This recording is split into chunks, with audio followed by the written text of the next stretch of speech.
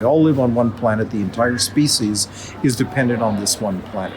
Having a plan B is always a good idea.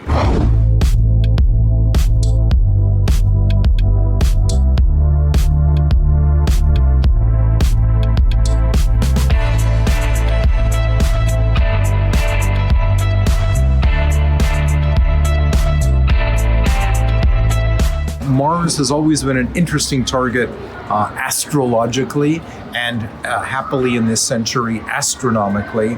We now have put landers down on the surface of Mars. We see that there is certainly a complete lack of life as we know it. Is there any resource on Mars that is worth extracting or mining or what have you that is valuable enough that it's worth sending huge numbers of people and so on to Mars to extract and mine and what have you? The answer is almost certainly no. So you go there first scientifically, and then, just as important, as a backup to Earth.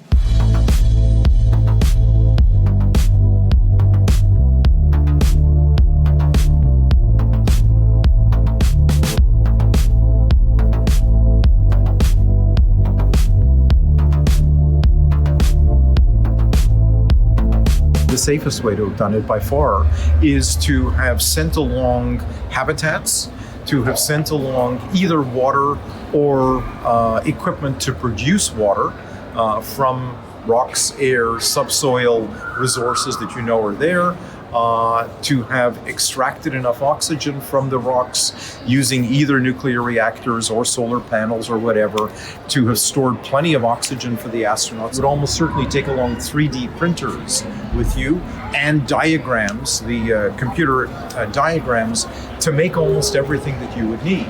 So if any given piece fails, you can make it on the spot and start plugging it into place.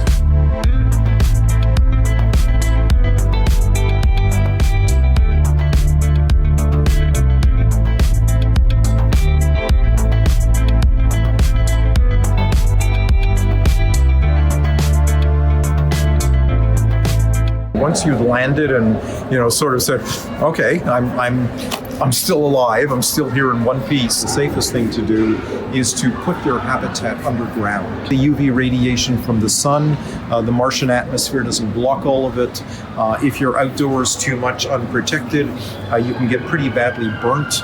Just having things underground would even protect you against things like meteorites.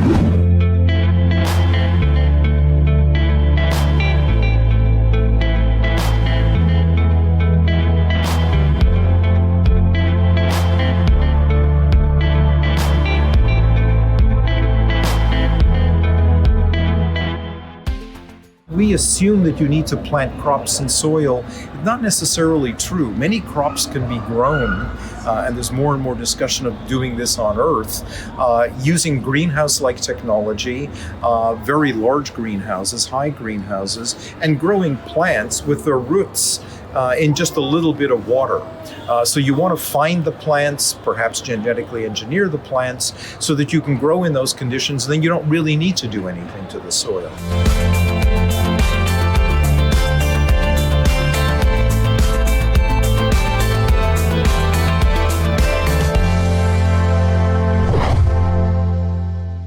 The more we learned about living on Mars, the more we would be able to use the technologies that we know about living on Mars, and to some extent transforming Mars to perhaps do the same thing on more distant worlds. You will contribute to building something and doing something that humanity will remember for as long as there is humanity.